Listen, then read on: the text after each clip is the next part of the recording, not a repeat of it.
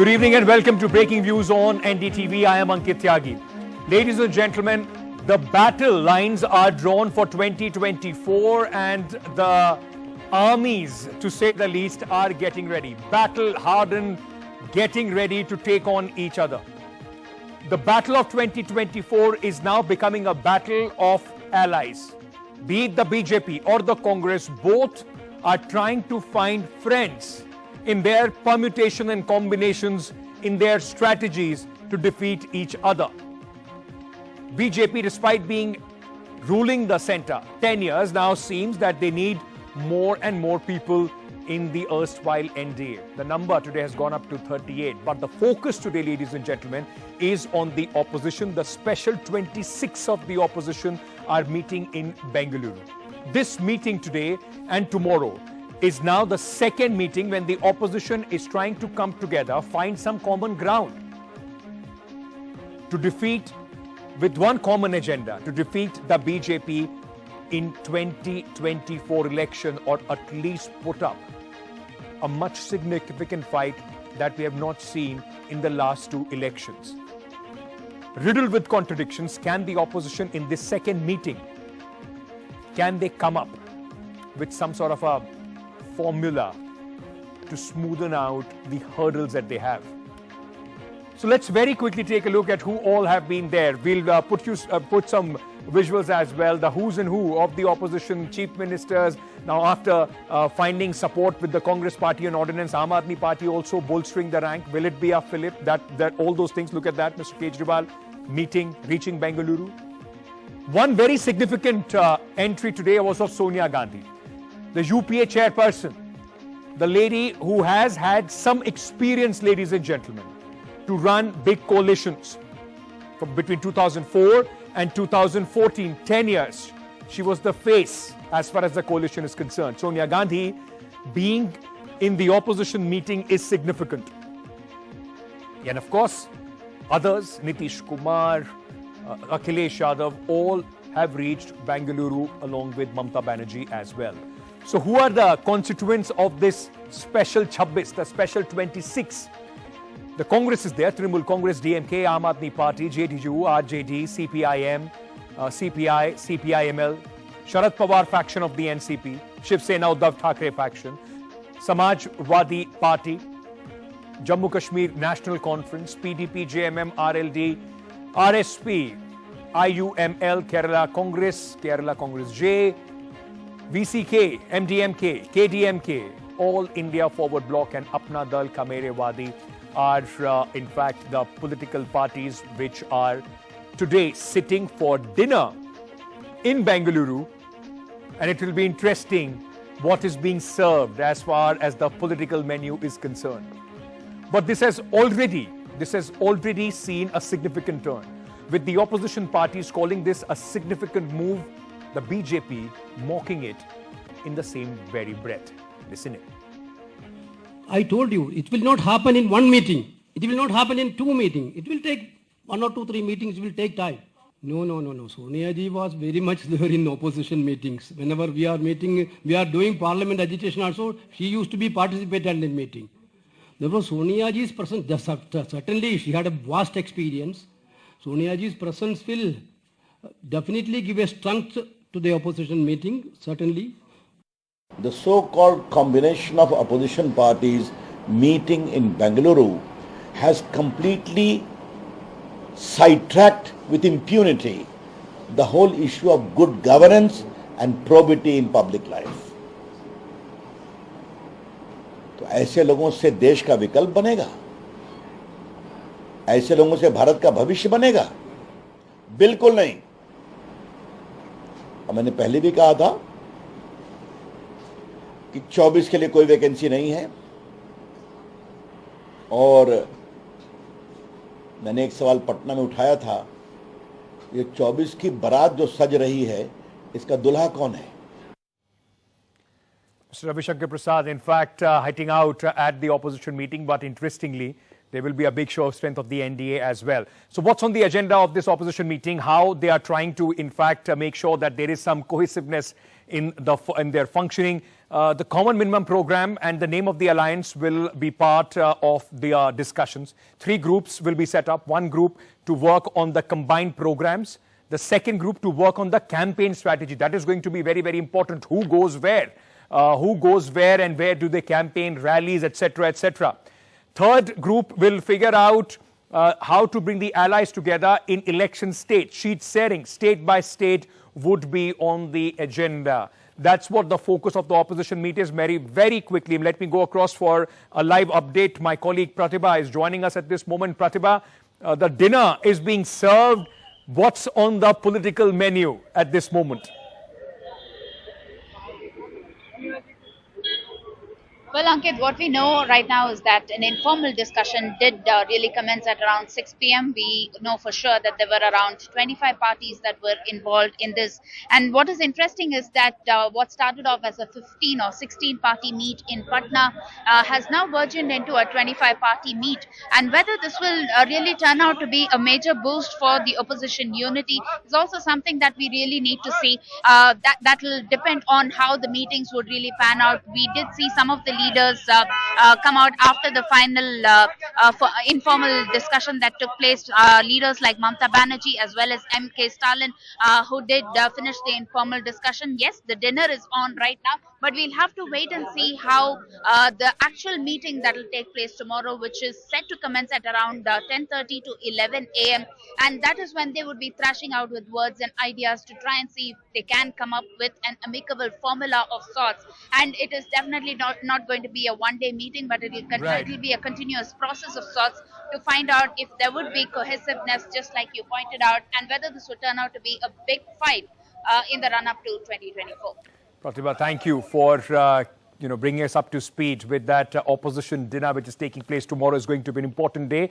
While tomorrow is going to be an important day for this opposition grouping, it is going to be a show of strength as far as the NDA is concerned. It's just not the opposition shopping for allies. The NDA is also expanding its gambit. New entrants, few of them that you see on your screens, ladies and gentlemen. Ajit Pawar faction of the NCP is going to join the NDA meeting tomorrow. In fact, JP Nadda came out and said 38 political parties will be part of the NDA meeting, which is going to take place tomorrow. Chirag Paswan, people used to say that BJP was instrumental in breaking his party. Now it is being said that the BJP is instrumental in bringing the Chacha Bhatija together, keeping their eyes firmly on the 2024 calculations.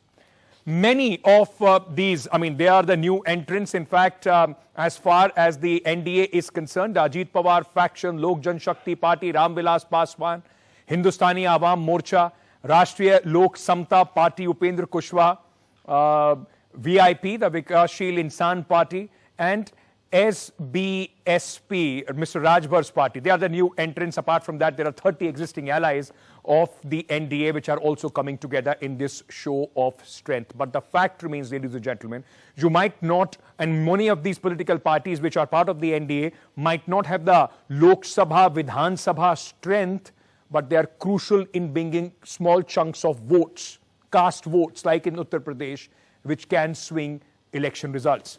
Akhilesh, my colleague, is with us to give a sense of why NDA has precisely, Akhilesh, planned this show of strength on the day when the opposition meeting will also be taking place. Is it trying to show that there are, despite the popularity of Prime Minister Narendra Modi, he also has the ability to take people together and move towards elections? Well, Ankit, first thing, I think the reason why BJP is holding this NDA meeting tomorrow is to send a message to the people of the country that, even after 9 years in power, Narendra Modi remains a popular leader, and various parties, they are ready to work with him for the betterment of the country and for the betterment of the people.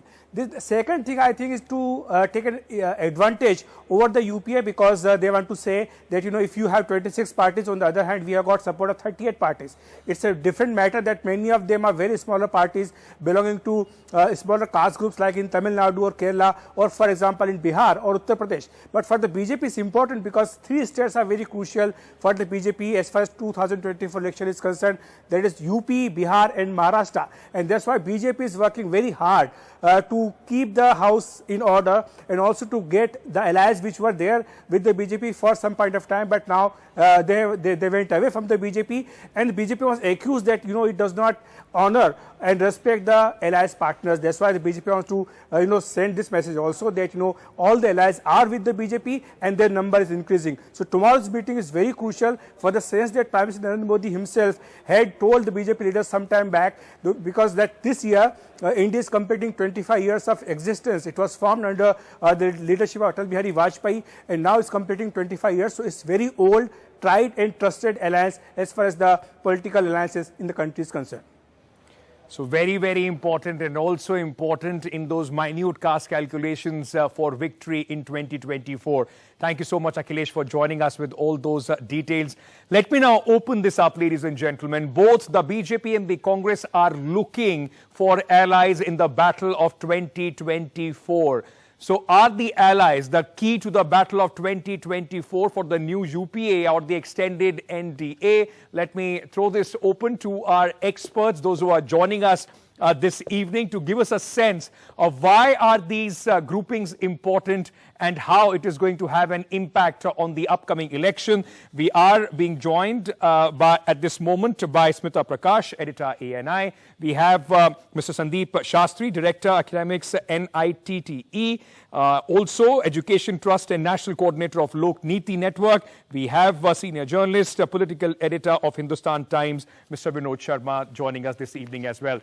Thank you so much, gentlemen and ma'am, for joining us. I want to start by asking you, Mr. Sandeep Shashtri, why is it so important that suddenly, just ahead of the elections, whether it's a party which has zero number of Lok Sabha MPs or even zero number of MLAs, have become so important for each groupings, whether it is the opposition or the NDA, which now says it's 38 versus 26?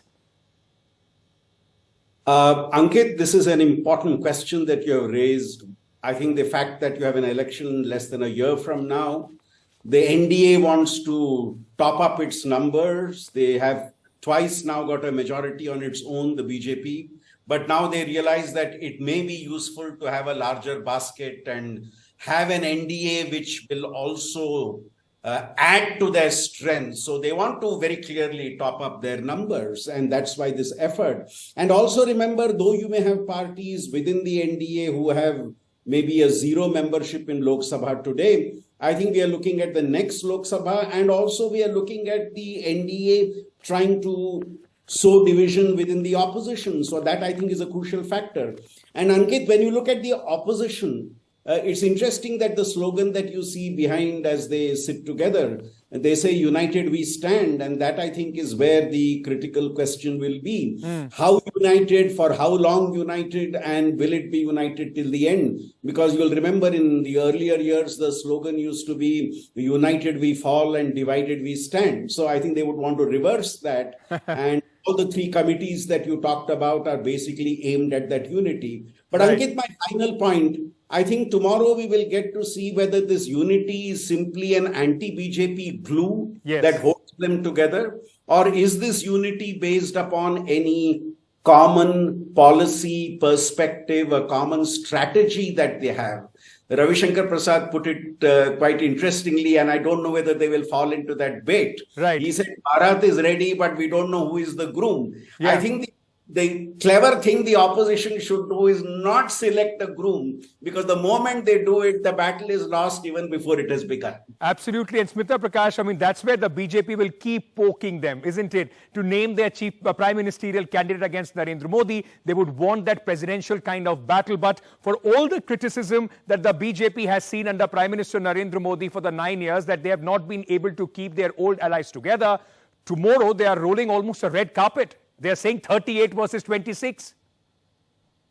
Well, I think very interesting things which are happening tomorrow. One, that Mr. Modi is fronting this meeting of the NDA. That I find interesting. I think the message is clear that as far as the NDA is concerned, it's not something that has been brushed aside by the BJP, and that's what the BJP would like to send a message to its potential allies, that it's the next election for for 2024 is going to be fought by Mr. Modi at the helm, and those who hitch their wagon to the NDA ride are going to have Modi campaigning for them.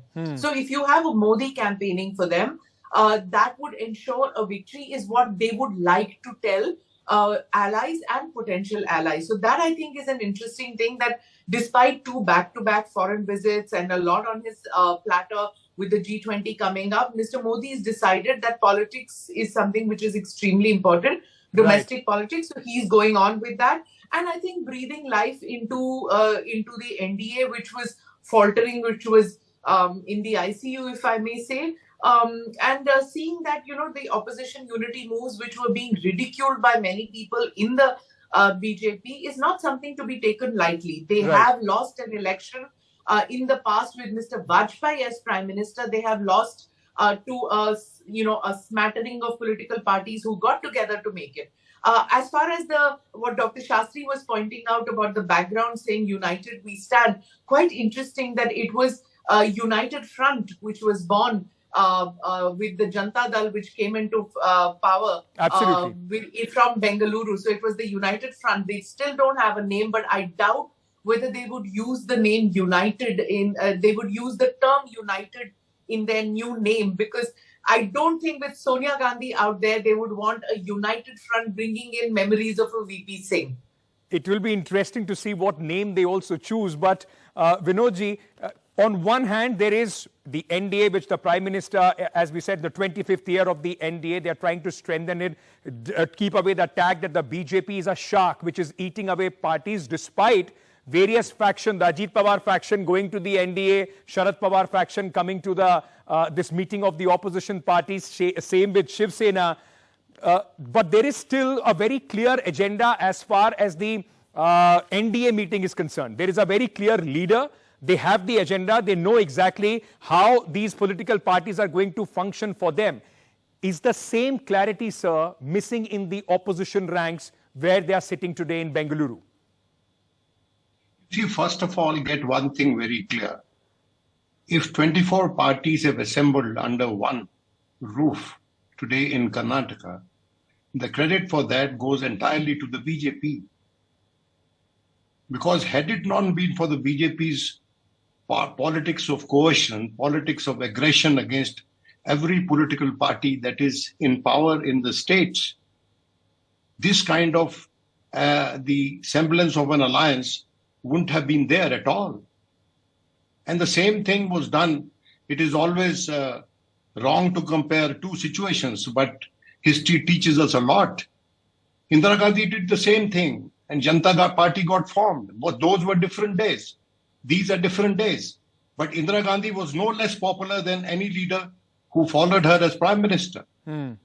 So the entire credit for today's gathering at Karnataka goes to the Bharatiya Janata Party. They should introspect on that. Secondly, as Smita rightly said, it is an attempt to breathe new life into the NDA. Now, this is an issue to deeply reflect that closer to elections, small is useful. But when elections aren't around the corner, small is not useful. It's dispensable. Right. And that is what we learn from the making and unmaking of the NDA in 2014 till now. So many parties left and rejoined them. And secondly, is it a voluntary joining of the NDA, or is it something which has been they have been induced to join the NDA, or whether they are under duress? This is the big question. But these people who are lined up in Karnataka, they are fighting for their survival. They know that if they do not hang together, they might be hanged separately by the BJP, given its very strong instinct to demolish and eliminate competition anywhere in politics. Okay. Mr. Sandeep Shashtri, if I may bring you in, sir, very important would be, as we were discussing earlier, can the opposition parties, those who are riddled with contradictions, the message cannot be anti-Modism. There has to be a separate, different alternative to how Prime Minister Narendra Modi and the NDA sees India and what they can bring, a different outlook as far as the people are concerned. Is it possible with so many contradicting parties, with so many contradicting, regional aspiration and also their regional interests? Ankit, the meeting is happening in Bengaluru. So I'll use two Bengaluru similes examples to explain this. If you have been to Bangalore, you will know our favorite breakfast dish is chow chow bhat. And a wonderful lunch in Karnataka is bisi bele bhat. Chow chow bhat is a combination of sweet and savory. So are you going to bring in diversity, variety of colors through this and maintain a semblance of oneness? Or do you go with our lunch menu of bisi bele bhat, which is various lentils brought together, which bring their identities together and create a common entity? That's what I'm watching to see tomorrow. Are they able to have that net of unity other than anti-BJPism to hold them together? That I think is critical. And is the diversity that they represent, the authentic diversity that they represent, are they able to resolve possible contradictions at the state level? Okay. Because though it is a Lok Sabha election, the battle is actually fought in each of the 28 states of India. Absolutely. And there are important contradictions in each of them. So will that be something they will be able to effectively resolve is something I'll be looking out for tomorrow.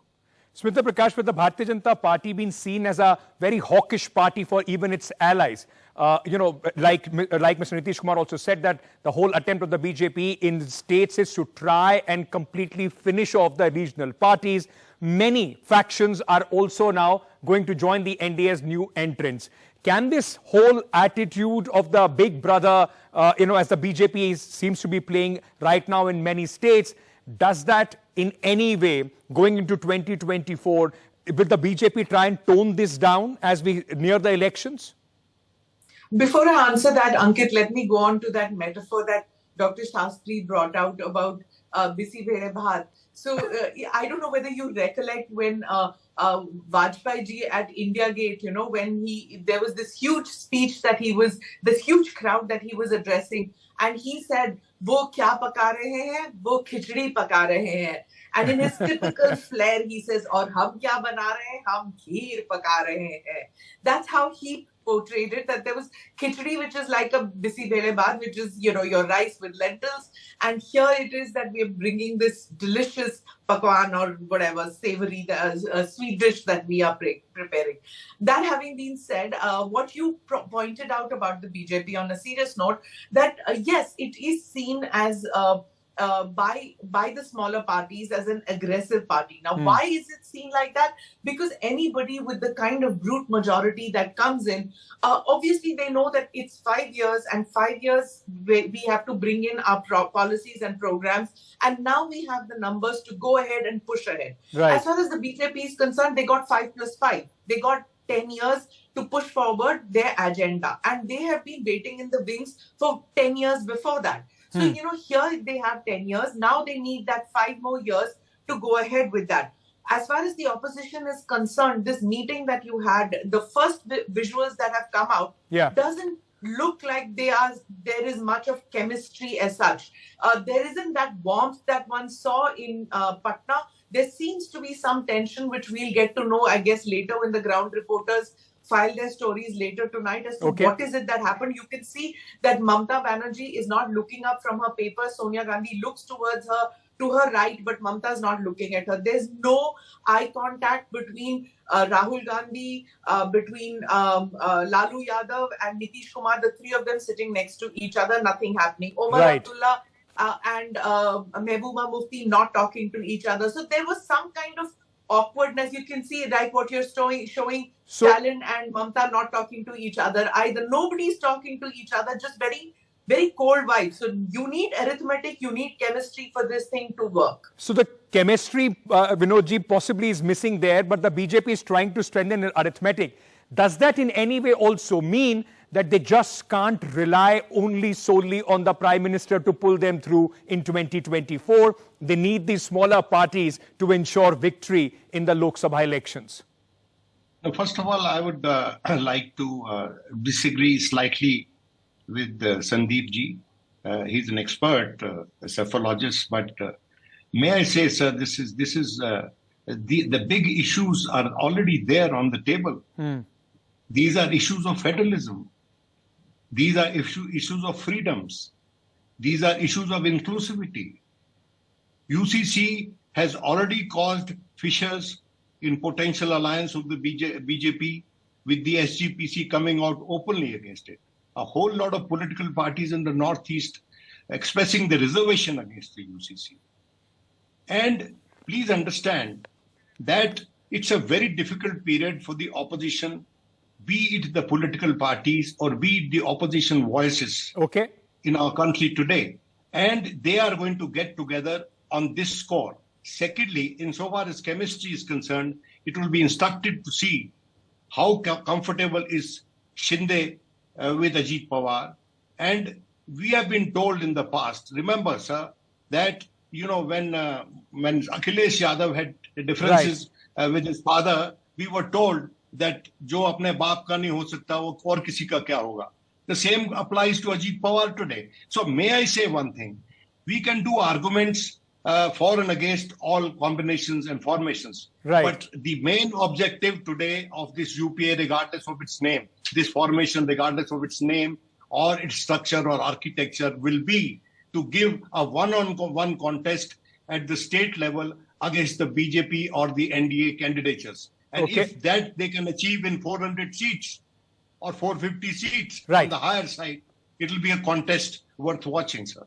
Contest worth watching, and at least we are hoping that it's not a walkover. It's an election worth covering, because it is an important election as far as the people of the country are concerned. I'm completely out of time. I thank all three of you for your fantastic anecdotes, and I'm sure this dinner time with all those anecdotes which are coming through, which came through khichdi, bisi bele baat, chow chow baat. People must already be very, very hungry. And we'll be hungry for some more political news for whatever comes tomorrow from both these meetings. Trust NDTV to get you the 360-degree view. Thank you so much.